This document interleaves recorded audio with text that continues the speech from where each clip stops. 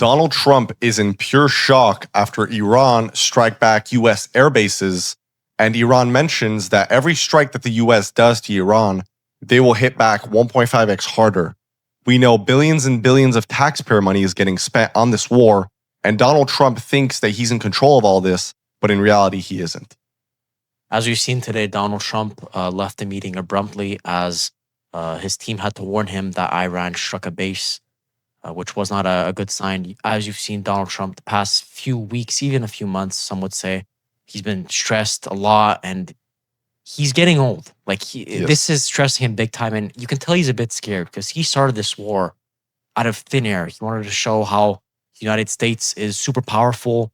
You can really tell that he's trying to replicate what like these world leaders are currently doing with their statues and putting their faces on money. As you've seen Donald Trump, he wants to put his face on the new $250 bill that could come out anytime. Donald Trump would have to currently change the laws to put his face on the bill, but it is Donald Trump. The last few days, we've seen him go on rants on True Social, posting a lot of AI slop, some would say, which isn't the best. We're witnessing history, seeing a president post consistent, like actual AI images that make no sense on True Social. As we know, Donald Trump has a huge ego, which probably isn't the best for the country. Because right now, what's happening with the war, he's trying to hit them back harder, make him look like he's the stronger. He's in a stronger position, and also, like you said, posting AI generated images of himself like he can control. And anyways, Iran's response pattern to all these missiles, drones toward the U.S., assets in Kuwait and Bahrain, fits their standard playbook. Indirect retaliation without triggering full-scale war, targeting regional bases rather than mainland U.S. assets, using drones, cruise missiles, and plausible deniability and saturation. Because you have to understand that if this somehow goes any worse, this is World War III, technically. Like, if another country decides to join in, it's game over. There's going to be nukes being played into this. So, yeah. The key escalation lever is the Strait of Hormuz threat, basically.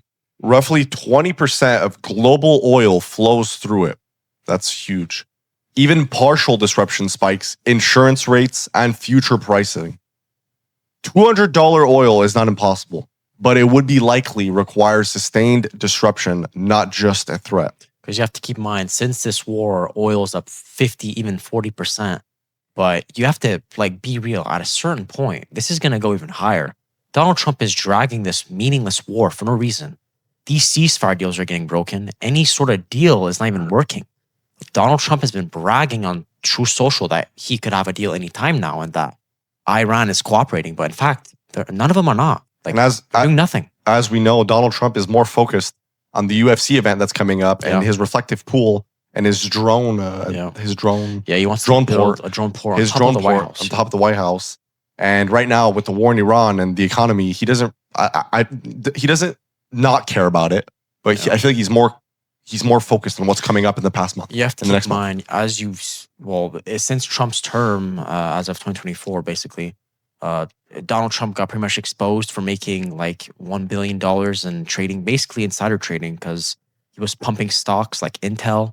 I don't remember the other names, but and he got only fined $100 for it. So, as you can tell, when you're a president, you can take so much gain, which is really stupid, some would say, because he's basically profiting on Americans. Yes. He's taking money by manipulating the markets. The market implication with the war currently right now is oil spikes, volatility indexes up. And as we've mentioned, the winners of this in the stock market are energy and defense stocks, which are going up crazy. If you look at stocks like Palantir, they've gone up a lot since this war. Also, the secondary is defense stock bids, airlines, and transport hits. Watch tanker rates and Brent YTI spread for real confirmation versus headline noise. Because you have to keep in mind, this war, it's a war, but this was mainly started for oil. Trump took over Venezuela. He might also take over Cuba. We made a whole video on it. Trump's whole term right now is just to show how powerful he is, but it's actually crumbling. He's like Arnold said, he's like a wet noodle. It's not going well. We've seen him sleep in latest meetings. pop a video right now. Yep. Of a job, an economy, a community, a family. And for too long, Trump sleeping is not very professional for the administration side of it. As we've seen, most of his team members are leaving him because they don't trust him anymore. And let's go back to the war. Iran can disrupt the Strait of Hormuz, but closing it is completely much harder. The tools used for this are naval mines, fast boats, anti-ship missiles, drones. The limitation is the U.S. Fifth Fleet presence plus allied naval forces. The reality is disruption, sustained closure, and unlikely without full war. Because you have to keep in mind, right now, the U.S. is currently spending $900 million a day on equipment, bombs, everything, soldiers.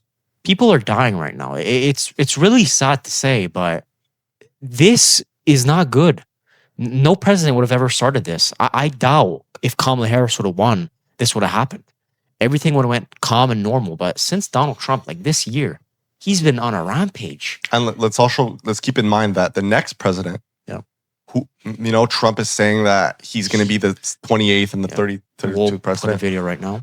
With Finland, they make icebreakers. They make the best icebreakers. We're going to learn everything we can learn. We're going to shortly make them ourselves. But we're making right now, currently under construction, we have 11 beautiful. And I said, come on, when's the first one coming? They said, in 28. I said, I'm going to be here in 28. Maybe I'll be here in 32, too. I don't know. Maybe I will. But I'm going to be here in 28. And I'll tell you, I said, that's great because I'm going to be there at the dedication. They have been trying to get icebreakers for years and years. If Donald Trump actually does decide to change the laws to become the next president for 2028 and 2032, which, look, it's Donald Trump. His ego is through the roof right now. If he really wanted to, I bet you he could. And keep in mind, there's implications in this. The next president in the next 2 years is going to probably have to deal with this war, which is really, it's not that intelligent.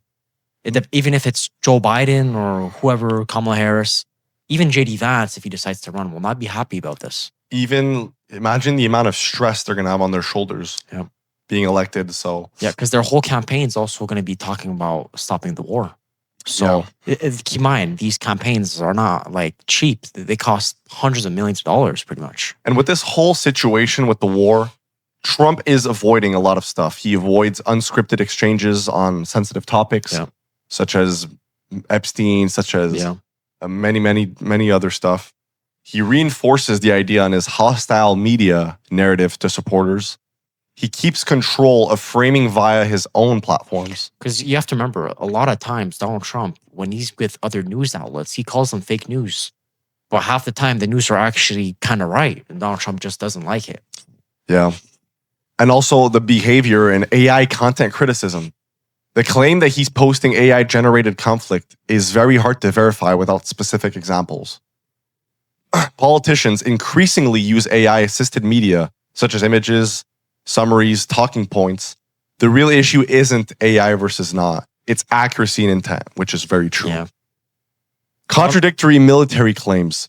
Saying that Iran's military is totally destroyed while still having 20% of missile capacity is internally inconsistent. Because as we've seen in some tweets, Donald Trump mentions that Iran is down to their last defense, but actually they're not. They're actually more than fine. The U.S. is spending too much money right now, and Donald Trump's just bragging about how good he is. So. Also, we do know that the U.S. have been mentioning that Iran could be possibly in possession of a nuclear weapon. Yeah. And with Iran fear-mongering on Twitter, saying that they're basically threatening the United States. We can't really know if they do have in possession of a nuclear weapon. So, the Hormuz letter tweeted this yesterday on Twitter. Breaking, Iran has launched a major ballistic missile drone attack on Kuwait in response to the new U.S. strikes per Kuwaiti army. Massive explosions are now heard all the way to Bazar, if I said that right, in Iraq. They also tweeted a photo. Breaking, plumes of smoke rising from the headquarters of the U.S. Fifth Fleet in Bahrain following the Iranian ballistic missile and the drone barrage per Tasnim. If I said that correctly again. As you've seen, there's smoke in this photo. It's very sad. This war is not going planned at all. This really isn't. Not supposed to be happening. The Hormuz letter also tweeted, breaking, Iran threatens the US with complete and absolute closure of the Strait of Hormuz. Following tonight's US attacks, warning it will all now be fully responsible for the consequences on oil, gas experts per FARS. With this closure and global oil inventories now weeks away from hitting historic lows after EA nations drew down strategic reserves faster than any point in history, $200+ per barrel oil is imminent. Yeah, so keep in mind, oil's already up a lot. If the oil does go up to $200, I can't even imagine how the working man that's working 60, even 50, even 80 hours a week that's trying to provide for his family. Let's say he has 2 kids and a wife and even a dog. Let's just say that. He's going to be spending a lot of money on gas. And nowadays, with this economy, people have to be selfish because it's basically going to turn into survival very soon if this doesn't get any better. If gas does go to 200, well, oil pretty much, gas is going to rise up extremely. And also, don't you think that people don't really want to go to work anymore with all this going on?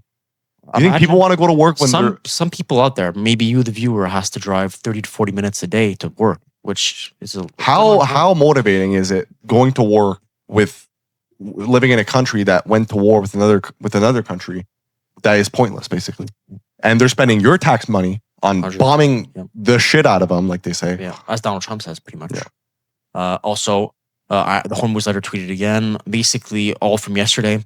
Breaking, Iran launches ballistic missiles and drone attacks on the U.S. forces and bases in Bahrain, with air raid sirens now activated, per Bahrain's Ministry of Interior. So basically, the whole summary of this war is we don't really know if this is going to get any better or worse. You know, Donald Trump has been talking about a peace deal with Iran for, weeks, months now? As you remember, Donald Trump was saying that he wants peace and no problems as of 2026. But actually, when he started this year, he went straight to Venezuela. He's just trying to go on this massive capturing gas, oil reserves everywhere in the world. Put a clip of him saying that he wants peace right now. And as of U.S. have been in war against Iran since early 2026, none of this could go any better. Yeah. You know, this is getting, I'm going to bomb the shit out of you. I'm going to bomb the shit out of you. Iran is fear-mongering the U.S. Yeah. And basically Donald Trump is doing the same. So how do you want this to end? You know, possibly other countries could get involved. The economy is going to keep on, and with the UFC event coming up in a few days and the drone pour in the reflective pool, and then Donald Trump is possibly saying that he's going to be still here for 28 and for 32.